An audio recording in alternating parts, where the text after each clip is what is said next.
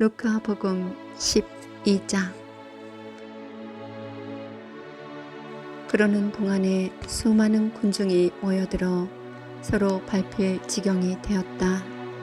예수님께서는 먼저 제자들에게 말씀하기 시작하셨다. 바리사이들의 누룩 곧 위선을 조심하여라. 숨겨진 것은 드러나기 마련이고 감추어진 것은 알려지기 마련이다. 그러므로 너희가 어두운 데에서 한 말을 사람들이 모두 밝은 데에서 들을 것이다. 너희가 골방에서 귀에 대고 속삭인 말은 지붕 위에서 선포될 것이다. 나의 벗인 너희에게 말한다. 육신은 죽여도 그 이상 아무것도 못하는 자들을 두려워하지 마라. 누구를 두려워해야 할지 너희에게 알려주겠다. 육신을 죽인 다음 지옥에 던지는 고난을 가지신 분을 두려워하여라. 그렇다. 내가 너희에게 말한다. 바로 그분을 두려워하여라. 참새 5마리가 두 잎에 팔리지 않느냐. 그러나 그 가운데 한 마리도 하느님께서 잊지 않으신다. 더구나 하느님께서는 너희의 머리카락까지 다 세어두셨다. 두려워하지 마라. 너희는 수많은 참새보다 더 귀하다. 내가 너희에게 말한다. 누구든지 사람들 앞에서 나를 안다고 증언하면 사람의 아들도 하느님의 천사들 앞에서 그를 안다고 증언할 것이다. 그러나 사람들 앞에서 나를 모른다고 하는 자는 사람의 아들도 하느님의 천사들 앞에서 그를 모른다고 할 것이다. 사람의 아들을 거슬러 말하는 자는 모두 용서받을 것이다. 그러나 성령을 모독하는 말을 하는 자는 용서받지 못할 것이다. 너희는 회당이나 관청이나 관아에 끌려갈 때 어떻게 답변할까? 무엇으로 답변할까? 또 무엇을 말할까? 걱정하지 마라. 너희가 해야 할 말을 성령께서 그때 알려주실 것이다. 군중 가운데에서 어떤 사람이 예수님께 스승님, 제 형도로 저에게 유산을 나누어 주라고 일러 주십시오 하고 말하였다. 그러자 예수님께서 그에게 말씀하셨다. 사람아, 누가 나를 너희의 재판관이나 중재인으로 세웠단 말이냐. 그리고 사람들에게 이르셨다. 너희는 주의하여라. 모든 탐욕을 경계하여라.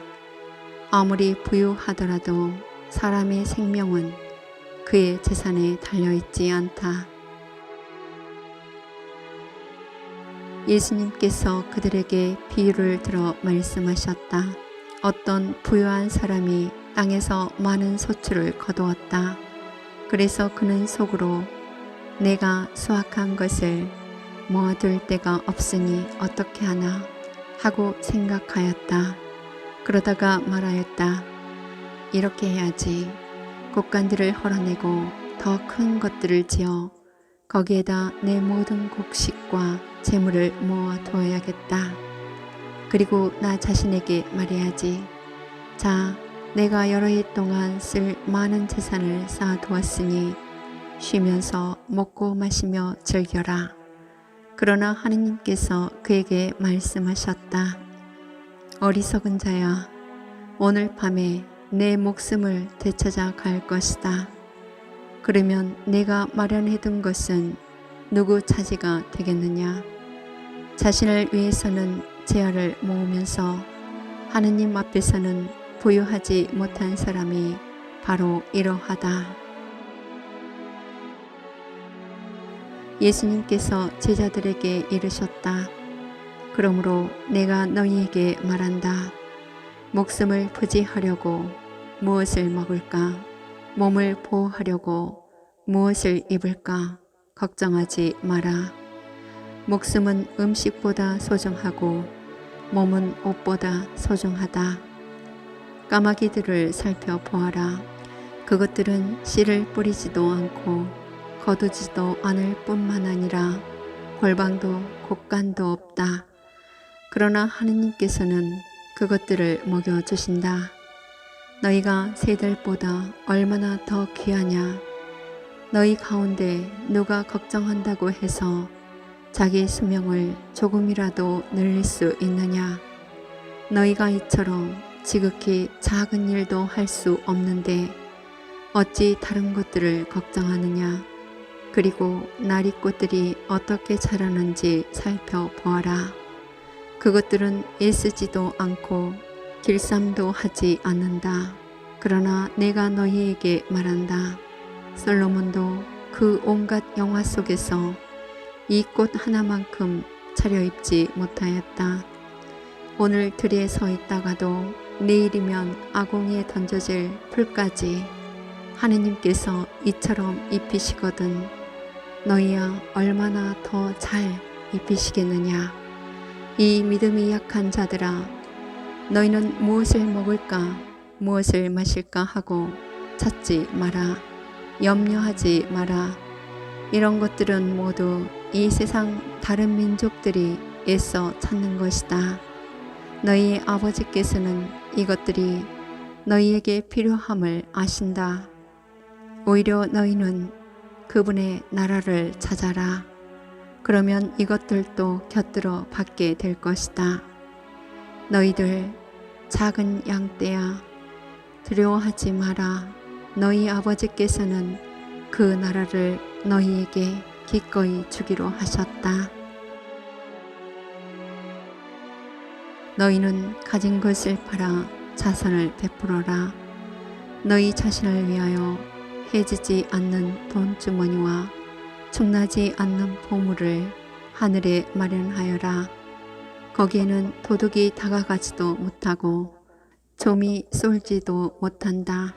사실 너희의 보물이 있는 곳에 너희의 마음도 있다. 너희는 허리에 띠를 메고 등불을 켜놓고 있어라. 혼인잔치에서 돌아오는 주인이 도착하여 문을 두드리면 곧바로 열어주려고 기다리는 사람처럼 되어라. 행복하여라. 주인이 와서 볼 때 깨어있는 종들, 내가 진실로 너희에게 말한다. 그 주인은 띠를 메고 그들을 식탁에 앉게 한 다음 그들 곁으로 가서 시중을 들 것이다. 주인이 밤중에 오든 새벽에 오든 종들의 그러한 모습을 보게 되면 그 종들은 행복하다. 이것을 명심하여라. 도둑이 몇 시에 올지 집주인이 알면 자기 집을 뚫고 들어오도록 내버려 두지 않을 것이다. 너희도 준비하고 있어라. 너희가 생각지도 않은 때에 사람의 아들이 올 것이다. 베드로가 주님, 이 비유를 저희에게 말씀하시는 것입니까? 아니면 다른 모든 사람에게도 말씀하시는 것입니까? 하고 물었다. 그러자 주님께서 이르셨다. 주인이 자기 집 종들을 맡겨 제때에 정해진 양식을 내주게 할 충실하고 슬기로운 집사는 어떻게 하는 사람이겠느냐. 행복하여라. 주인이 돌아와서 볼 때 그렇게 일하고 있는 종. 내가 참으로 너희에게 말한다. 주인은 자기의 모든 재산을 그에게 맡길 것이다. 그러나 만일 그 종이 마음속으로 주인이 늦게 오는구나 하고 생각하며 하인들과 하녀들을 때리고 또 먹고 마시며 술에 취하기 시작하면 예상하지 못한 날, 짐작하지 못한 시간에 그 종의 주인이 와서 그를 처단하여 불충실한 자들과 같은 운명을 겪게 할 것이다. 주인의 뜻을 알고도 아무런 준비를 하지 않았거나 주인의 뜻대로 하지 않은 그 종은 매를 많이 맞을 것이다. 그러나 주인의 뜻을 모르고서 매 맞을 짓을 한 종은 적게 맞을 것이다. 많이 주신 사람에게는 많이 요구하시고 많이 맡기신 사람에게는 그만큼 더 청구하신다. 나는 세상에 불을 지르러 왔다. 그 불이 이미 타올랐으면 얼마나 좋으랴. 내가 받아야 하는 세례가 있다. 이 일이 다 이루어질 때까지 내가 얼마나 짓눌릴 것인가. 내가 세상에 평화를 주러 왔다고 생각하느냐? 아니다. 내가 너희에게 말한다. 오히려 분열을 일으키러 왔다. 이제부터는 한 집안의 5 식구가 서로 갈라져 세 사람이 두 사람에게 맞서고 두 사람이 세 사람에게 맞설 것이다. 아버지가 아들에게, 아들이 아버지에게, 어머니가 딸에게, 딸이 어머니에게, 시어머니가 며느리에게, 며느리가 시어머니에게 맞서 갈라지게 될 것이다. 예수님께서 군중에게도 말씀하셨다. 너희는 구름이 서쪽에서 올라오는 것을 보면 곧 비가 오겠다 하고 말한다. 과연 그대로 된다. 또 남풍이 불면 더워지겠다 하고 말한다. 과연 그대로 된다. 위선자들아, 너희는 땅과 하늘의 징조는 불의할 줄 알면서 이 시대는 어찌하여 불의할 줄 모르느냐. 너희는 왜 올바른 일을 스스로 판단하지 못하느냐. 너를 고소한 자와 함께 재판관에게 갈 때 도중에 그와 합의를 보도록 힘써라. 그러지 않으면 그가 너를 재판관에게 끌고 가 재판관은 너를 옥리에게 넘기고 옥리는 너를 감옥에 가둘 것이다. 내가 너에게 말한다. 내가 마지막 한 입까지 갚기 전에는 결코 거기에서 나오지 못할 것이다.